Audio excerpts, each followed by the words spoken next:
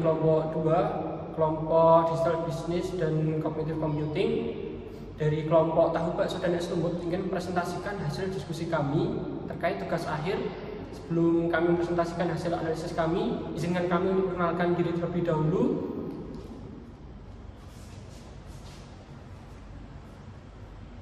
Untuk saya sendiri, Muhammad Davin Varian dengan NIM B 2210486. Saya Rizka Gita Zahani dengan NIM B 2210444. Saya Mutiara Kriya Prameswari dengan NIM B 2210485. Saya Lisa Winisi dengan NIM B 200-210-481. Saya Ramadhan Permatasari NIM B 200-210-465. Baik, untuk sesi selanjutnya yaitu sesi pemaparan, langsung saja, yaitu pendahuluan.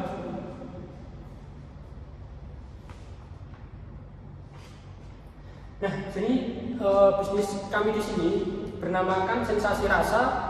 Terus untuk produk dari bisnis kami yaitu tahu bakso crispy dengan aneka pilihan bumbu tabur, lalu juga ada es lumut yang bisa menyegarkan para pelanggan. Kenapa kami mengambil tahu bakso dan juga es lumut? Dikarenakan tahu bakso sendiri sudah tidak asing di lidah orang Indonesia, terkhususnya orang-orang Jawa. Jadi saya rasa dengan menjual tahu bakso itu akan meningkatkan penjualan kami. Lalu di sisi lain kami juga membuat produk minuman berupa es lumut, karena kan es lumut sendiri di sini juga belum terlalu terkenal, tapi juga sudah banyak di daerah-daerah pelosok. Makanya kami ingin mengangkat salah satu ide bisnis kami untuk mengangkat dari bisnis-bisnis lokal atau dari bisnis dalam.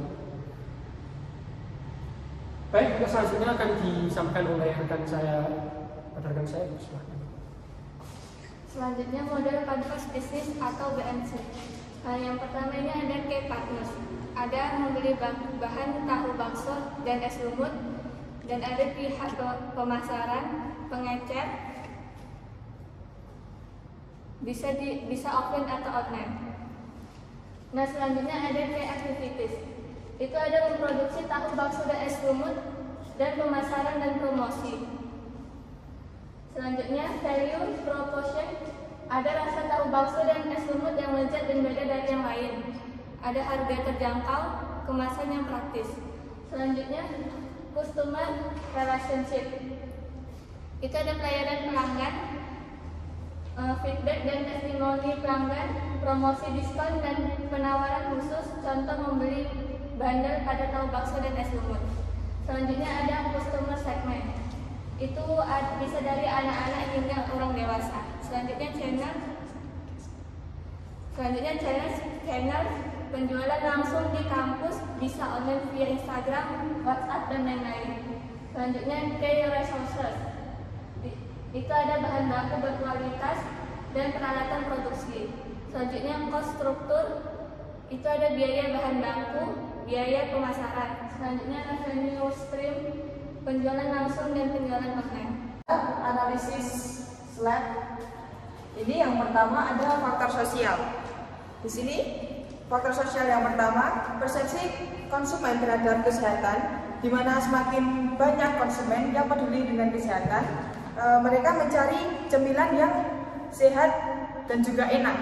Jadi di sini kami menjual tahu bakso crispy dan es lumut, di mana tahu bakso crispy itu dia mengandung protein, di mana dia juga menyehatkan itu. Lalu yang kedua, ada persepsi konsumen terhadap penggunaan internet. Nah, kami memanfaatkan platform Instagram juga WhatsApp untuk menjual tahu bakso dan es lumut kami, di mana ini bisa memperluas jangkauan pasar kami.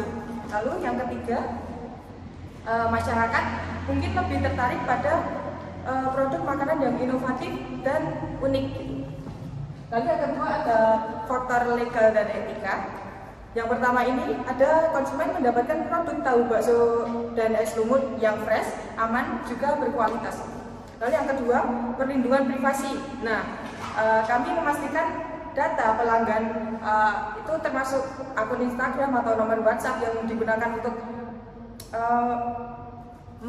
membeli produk kami, itu kami memastikan privasinya aman atau tidak tersebar.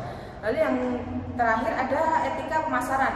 Nah, kami menawarkan atau mempromosikan produk kami itu apa adanya, tidak melebih-lebihkan kualitas dan juga kuantitasnya. Analisis lab yang selanjutnya ada faktor ekonomi. Ini ada persaingan yang ketat di mana banyaknya penjual yang menjual produk serupa, yaitu tahu bakso, aneka tahu, dan juga minuman segar lainnya. Lalu yang kedua ada fluktuasi harga bahan baku. Nah, ini kenaikan bahan baku seperti tahu, lalu daging, dan bahan-bahan lainnya itu mempengaruhi harga jual kami. Selanjutnya ada faktor politik. Nah, infrastruktur dan akses internet. Kami memanfaatkan akses internet ini dengan baik sebaik-baiknya untuk menjangkau pasar yang lebih luas melalui penjualan online kami. Lalu yang terakhir ada faktor teknologi. Nah, ini yang pertama teknologi pemasaran online, di mana kami memanfaatkan platform Instagram juga WhatsApp. Lalu yang kedua ada teknologi pembayaran digital. Di sini kami menerima pembayaran melalui Shopee Pay, Dana, dan sebagainya.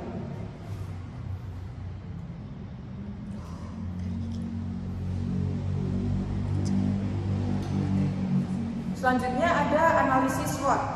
Yang pertama adalah strength. Ini tahu bakso menawarkan nilai gizi yang tinggi karena mengandung protein dari tahu dan daging bakso. Dan yang kedua, rasa yang lezat dan cocok dengan selera lidah masyarakat lokal, dapat meningkatkan daya tarik tersendiri. Lalu yang ketiga ada es lumut. Ini memiliki tampilan yang menarik dan unik yang dapat menarik perhatian konsumen. Lalu yang terakhir juga cocok untuk cuaca panas di Solo dan dapat menjadi pilihan minuman yang segar. Lalu ada weakness. Ini yang pertama, tahu bakso ini mungkin memiliki umur simpan yang terbatas, apalagi jika tidak disimpan dengan baik. Lalu yang kedua, kualitas tahu dan adonan bakso sangat menentukan rasa sehingga memerlukan bahan baku yang berkualitas. Lalu yang ketiga ada es lumut, butuh kondisi penyimpanan khusus agar tetap segar saat dinikmati. Lalu yang ketiga ada opportunities. Ini tahu bakso ini bisa menjadi inovasi dalam kemasan dan di branding ulang supaya lebih menarik, terutama di kalangan anak muda. Lalu yang kedua ada menjalin kemitraan dengan restoran atau kafe yang menyediakan tahu bakso sebagai menu tambahan. Lalu yang terakhir, es lumut bisa dipromosikan melalui media sosial sebagai minuman yang instagramable dan menarik perhatian anak muda. Lalu yang terakhir ada treats. Di sini banyaknya produk makanan sejenis atau sejenis tahu bakso bisa menjadi ancaman terutama dari segi harga dan kualitas. Lalu yang kedua ada tren makanan dan minuman cepat berubah. Di sini sehingga es lumut bisa kehilangan popularitasnya dengan cepat jika tidak ada inovasi lain. Lalu yang terakhir, banyaknya jenis minuman segar lainnya di pasaran bisa menjadi ancaman juga. Selanjutnya ada competitive trade analysis yang ada dari sisi penjual dan ada dari sisi pembeli. Untuk dari sisi penjual ada ancaman pemasok. Ancaman pemasok yang pertama yaitu harga bahan baku yang sering berubah atau berfluktuasi. Kualitas bahan baku yang tidak selalu bagus juga menjadi ancaman bagi pemasok. Yang terakhir ada banyaknya kompetitor yang menawarkan harga yang sama atau lebih bersaing. Kemudian ada ancaman perantara. Ancaman perantara sendiri ada proses penyimpanan bahan baku yang kurang baik, waktu pengiriman yang lama, kemudian adanya pelanggaran terhadap SOP yang telah ditentukan. Yang kemudian dari sisi pembeli, yaitu ada ancaman dari pembeli sendiri, yaitu adanya penjual yang menjual harga dengan harga yang lebih murah. Kemudian minat pembeli yang mengikuti tren yang ada pada saat ini seperti lebih menggemari sushi dan lain sebagainya. Kemudian ada regulasi yang memberatkan, dan yang terakhir biaya bahan baku yang meningkat sehingga harga dari tahu bakso dan es lumut sendiri juga ikut meningkat. Kemudian ancaman dari perantaranya yaitu keterbatasan promosi, karena kami hanya menggunakan Kami hanya menggunakan platform digital seperti Instagram dan lain-lain. Kami belum menggunakan influencer sebagai media promosi kami. Kemudian adanya pelanggaran SOP yang telah ditentukan, kemudian target pasar yang belum jelas, kemudian penetapan harga yang tidak sesuai dan sering berubah-ubah. Kemudian adanya digital produk yang kami pasarkan belum memiliki website sendiri karena kami hanya menggunakan Instagram dan via WhatsApp. Kemudian produk yang kami pasarkan juga belum menjangkau seperti GoFood, GrabFood, Shopee Food, dan lain sebagainya. Kemudian new entrants, itu adanya pesaing baru yang menjual produk serupa dengan harga yang lebih rendah. Kemudian kami akan meningkatkan kualitas produk promosi yang lebih menarik sehingga dapat bersaing dengan bisnis yang lain. Kemudian new business models. Yang pertama, setiap pembeli akan mendapatkan satu voucher dan ketika telah berkumpul 5 dapat ditukarkan menjadi tahu bakso atau 1 es lumut secara gratis. Kemudian menggunakan influencer sebagai media promosi kami. Selanjutnya strategi bisnis perusahaan.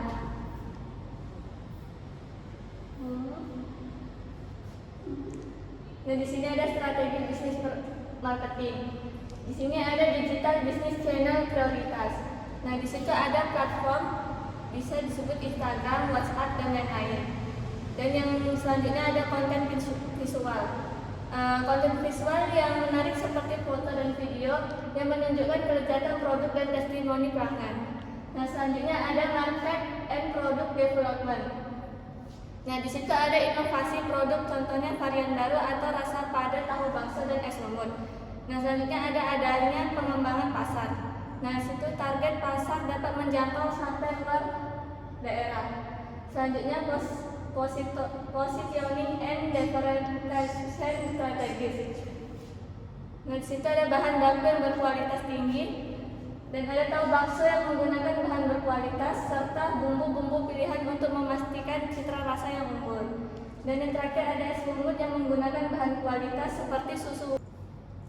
Oke, selanjutnya ada strategi implementasi yaitu supply chain management. Supply chain management sendiri ada 2. Yang pertama push approach dan yang kedua ada pull approach. Yang pertama push approach.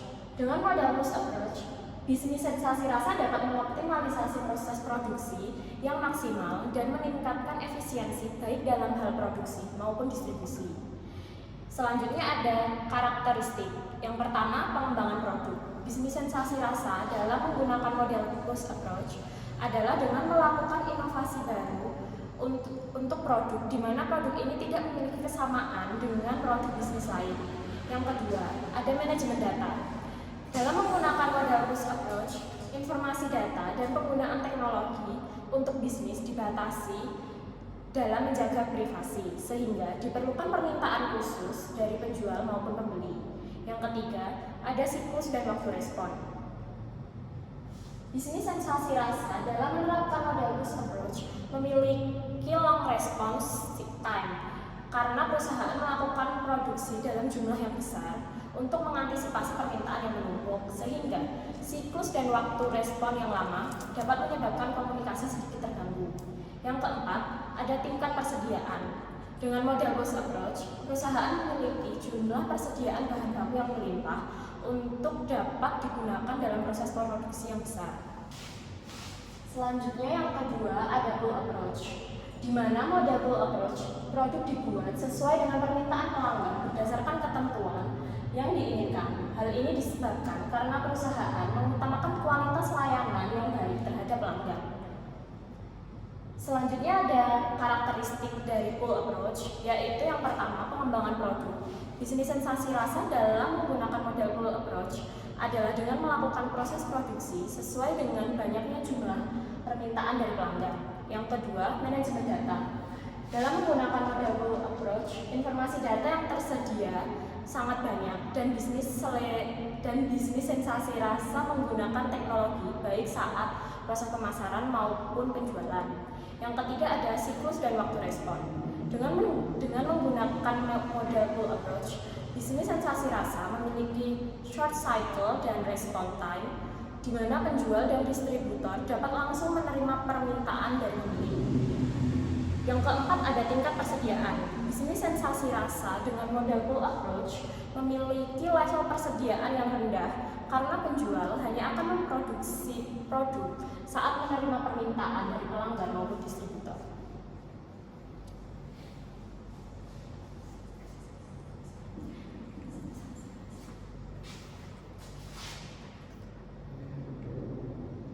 Ya, baik. Sebaiknya di sini selanjutnya yaitu kerangka sostek. Apa itu kerangka sostek? Jadi ada suatu siklus dalam digital business. Yang pertama itu ada situation analysis atau bisa dibilang gimana kita sekarang. Kita mulai bisnis itu awalnya ingin menjadi apa? Apakah ingin menjadi top leader dalam pemasaran ataupun dalam produk tersebut, atau kita hanya ingin menjadi pesaing dari produk yang memang sudah ada. Kita harus tahu di mana kita sekarang, itu termasuk situation analysis. Jadi kita berfokus kepada performa sasaran yang pertama, lalu ada wawasan pelanggan, lalu ada SWOT yang seperti yang sudah dijelaskan di awal tadi, lalu kita harus fokus juga terhadap perspektif merek. Terus kita juga harus tahu kemampuan dan sumber daya internal ataupun sumber daya yang kita miliki dalam suatu perusahaan ketika kita membuat bisnis yang berfokus pada bisnis digital. Selanjutnya yaitu ada objektif. Kita ingin berada di mana ya? Maksud dari objektif sendiri, kita ingin berada di mana? Seperti yang saya bilang tadi, setelah kita mengetahui kita ingin menjadi di posisi mana, kita harus tahu selanjutnya kita ingin berada di mana. Kita harus objektif terhadap 5S.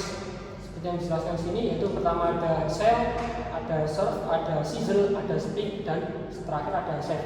Sell ini bisa disebut bagaimana caranya kita menjual ya.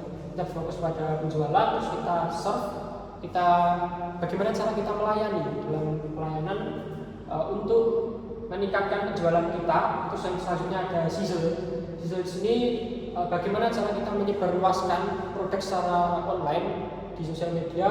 Lalu ada speak, bagaimana cara kita lebih dekat dengan pelanggan, entah itu menggunakan kuesioner dan lain sebagainya. Terus yang terakhir yaitu save. Save di sini bisa dibilang penghematan biaya. Terus untuk selanjutnya ada bagaimana kita bisa sampai di sana. Nah, itu termasuk ke strategi. Strategi adalah bagaimana kita bisa sampai di sana. Jadi kita memikirkan beberapa cara atau strategi yang nantinya kita akan lakukan. Kita akan berfokus pada segmentasi pasar, targetan, lalu positioning di dalam pasar agar kita dapat bersaing. Lalu ada OVP atau proporsi nilai online. Lalu kita juga harus berfokus pada urutan, kredibilitas, lalu visibilitas. Lalu ada integrasi, yaitu OVP yang konsisten dan database. Lalu yang terakhir kita fokus juga kepada alat, bagaimana caranya kita untuk menjalankan strategi tersebut. Kita bisa menggunakan web, email, ataupun sosial media yang kita miliki untuk lebih gencar dalam promosi kita. Lalu selanjutnya ada taktik. Taktik sendiri yaitu adalah bagaimana caranya kita menjalankan suatu strategi. Jadi lebih terperinci atau lebih berfokus ya. Itu taktik sendiri yaitu bagaimana tepatnya kita sampai di sana. Atau bisa dibilang itu strategi. Jadi ya, seperti kita ingin berbaur dalam pemasaran digital, seperti meliputi komunikasi dari perusahaan kita, lalu kita fokus ke jejaring sosial, terus apa yang terjadi, kita juga harus lebih mendetail terkait dari strategi tersebut. Lalu ada detail strategi kontak, lalu jadwal inisiatif kampanye elektronik itu juga menjadi salah satu bagaimana cara kita untuk menjalankan strategi yang disebut taktik. Lalu selanjutnya ada action atau aksi, yaitu detail dari taktik. Kalau dari strategi tadi detailnya adalah taktik, lalu action ini adalah detail dari taktik sendiri. Jadi action ini siapa yang melakukan dan apa, lalu kapan ya. Di sini dijelaskan mengenai tanggung jawab dan struktur dari suatu bisnis kita. Lalu kita juga berfokus kepada sumber daya, lalu keterampilan internal dan juga badan eksternal yang mungkin mempengaruhi dari bisnis kita. Yang terakhir ada kontrol. Kita sudah melakukan semua 5 tahap tadi. Yang terakhir yaitu kita berfokus pada kontrol, yaitu bagaimana cara kita memantau suatu kinerja dari 5 yang sudah kita sebutkan tadi.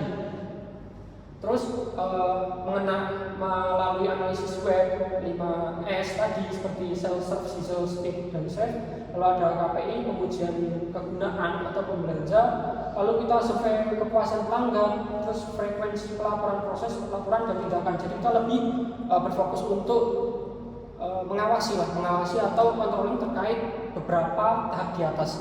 Terus selanjutnya saya dilanjutkan.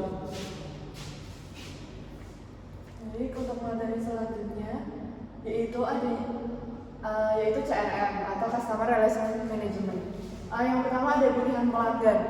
Target pelanggan kami yaitu semua kalangan mulai dari anak-anak maupun sampai orang tua. Tetapi lebih terfokus pada kalangan anak muda atau mahasiswa yang menyukai banyak inovasi makanan. Kemudian yang kedua ada kami menjangkau pelanggan kami ini secara fisik di expo, bazar, dan di area-area kampus. Dan secara online itu kan melalui media sosial seperti Instagram, WhatsApp, terus kemudian TikTok, dan lain sebagainya. Kemudian selanjutnya ada akuisisi pelanggan. Kami menggunakan promo seperti diskon dan bundling produk untuk menarik perhatian pelanggan untuk membeli produk kami.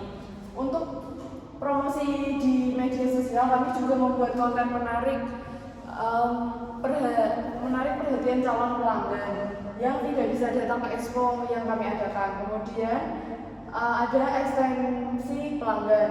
Kami menawarkan bumbu tambahan atau juga produk tambahan pada pelanggan yang sudah ada, seperti misalnya mereka membeli tahu bakso. Nah, kami menawarkan apakah mereka ingin membeli es lumut sekalian yang apabila dibeli akan mendapatkan potongan harga atau bisa disebut harga bundling. Kemudian kami juga meminta feedback dari pelanggan yang bertujuan untuk mengevaluasi atau memperbaiki produk kami yang masih memiliki beberapa kekurangan. Selanjutnya ada retensi pelanggan. Kami memastikan produk kami yang kami jual selalu fresh dan dengan cara menyajikan produk kami dalam keadaan masih hangat serta es lumut yang masih dingin dan segar. Yang terakhir ada selain itu, kami juga berusaha melayani pelanggan dengan ramah dan cepat. Kemudian yang selanjutnya ada dokumentasi dari saat kami menjalankan expo kemarin. Jadi itu tadi presentasi dari kelompok kami. Apabila ada kurang lebihnya kami mohon maaf. Wassalamualaikum warahmatullahi wabarakatuh.